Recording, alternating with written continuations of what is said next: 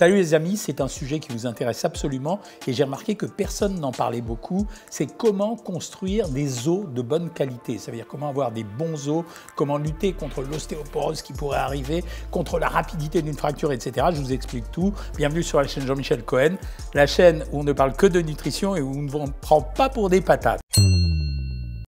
Masterclass, menu personnalisé, suivi diététique individualisé. Rendez-vous sur le site docteur.jeanmichelcohen.fr. Oui, les os, c'est vachement important. Les os, c'est l'architecture d'un corps, c'est ce qui assure sa stabilité. Et que vous soyez vieux et que vous ayez peur de l'ostéoporose, ou que vous pratiquiez une forte activité physique ou de la musculation, c'est vachement important d'avoir des os en bonne santé. Alors, qu'est-ce qu'il faudrait manger pour avoir des os en bonne santé? Je vais vous expliquer.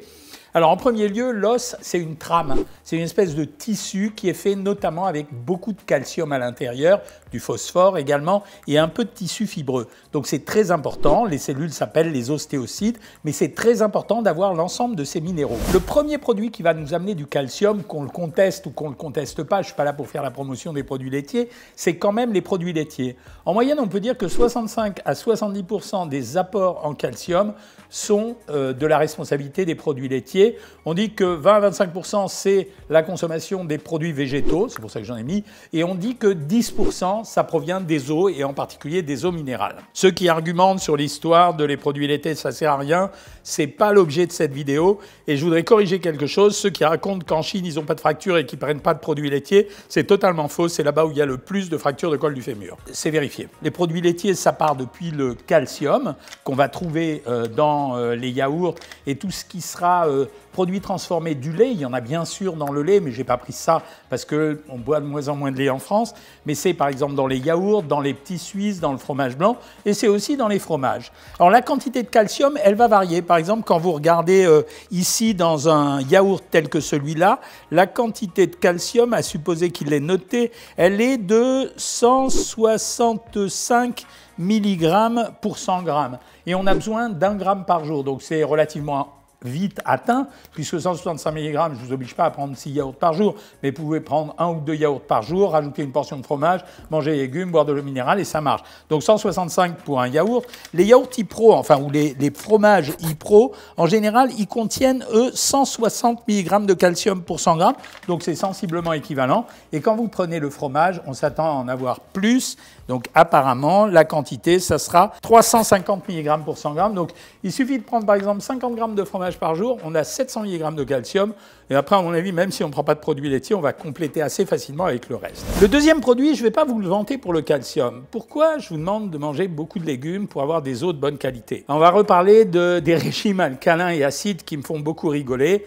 Alors un petit mot pour vous expliquer pourquoi ça me fait beaucoup rigoler, c'est parce que si jamais vous aviez un déséquilibre acide-base dans votre sang, c'est que vous êtes en réanimation.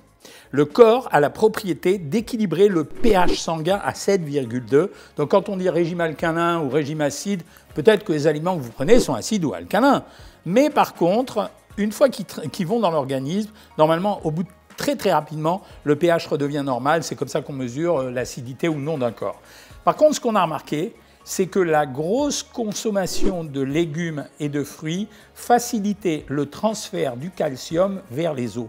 Donc ça veut dire que quelqu'un qui mange beaucoup de fruits et de légumes, le calcium qu'il va absorber, quelle que soit la source dont ça provient, eh bien ce calcium va basculer beaucoup plus rapidement et beaucoup mieux vers les os, d'où la nécessité de consommer régulièrement des légumes et des fruits. Bon, bien sûr, si vous êtes un gros consommateur de produits laitiers, ça marchera aussi, mais c'est important. Le troisième produit, c'est que pour fixer le calcium, on a besoin d'autre chose. Alors, on a besoin de vitamine D. Alors, la vitamine D, elle est très importante et pour l'absorption du calcium et pour le transfert du calcium et pour la fixation du calcium. Cette vitamine D, alors il y a les gens qui la prennent en ampoule, et on peut l'avoir sous forme de poisson gras. Alors là, j'ai pris un exemple typique parce qu'on est tous des gros consommateurs de saumon. Le saumon est un poisson gras qui contient beaucoup de vitamine D et en plus des bons acides gras, donc il est intéressant. Un mot pour vous dire que autant le calcium est important sous forme alimentaire, autant quand on le prend sous forme de complément alimentaire, sa disponibilité n'est pas aussi bonne, d'où l'intérêt de le trouver dans les aliments. Donc je complète mon alimentation avec des poissons gras. Je n'ai pas dit qu'il faut en manger tous les jours, mais j'ai dit qu'il faut en manger de temps en temps. Parmi les produits les plus intéressants, les œufs. Pourquoi j'ai pas parlé de protéines pour le moment? J'ai parlé de calcium, j'ai parlé de vitamine D, j'ai parlé de migration du calcium vers les os, et j'ai pas parlé beaucoup des œufs. Et vous vous dites, bon, il va dire les œufs, c'est à peu près normal. Parce que dans les œufs, il y a de la vitamine D, parce que dans les œufs, il y a un petit peu de calcium, c'est vrai, parce que dans les œufs, il y a d'autres éléments qui sont bons pour les os. Non, pas seulement ça. Les œufs, c'est vachement bon, bien sûr, parce que ça amène tout ça, mais parce que ça amène un peu de protéines.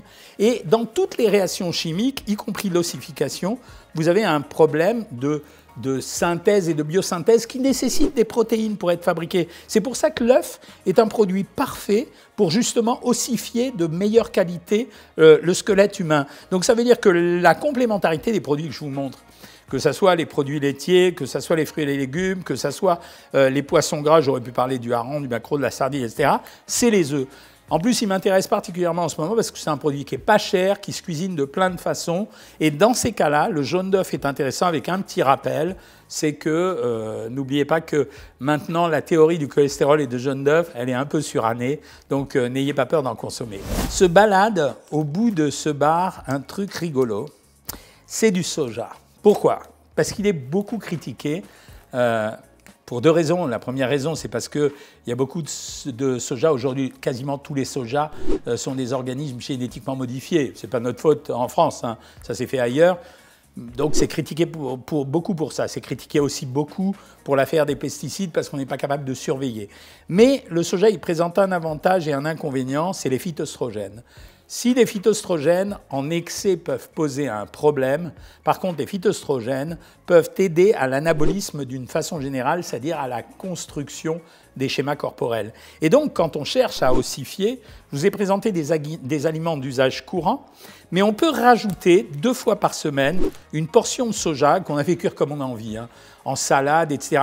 Alors, l'idéal, c'est quand même de les manger crus en salade, mais on peut les faire bouillir également ou à la vapeur, et d'en manger 2 fois par semaine, alors qu'on dit qu'il ne faut pas en prendre trop, mais pour d'autres raisons, mais pas trop. Quand on en prend un peu 2 fois par semaine, c'est excellent pour prévenir les ostéoporoses et pour améliorer l'ossification dans le corps.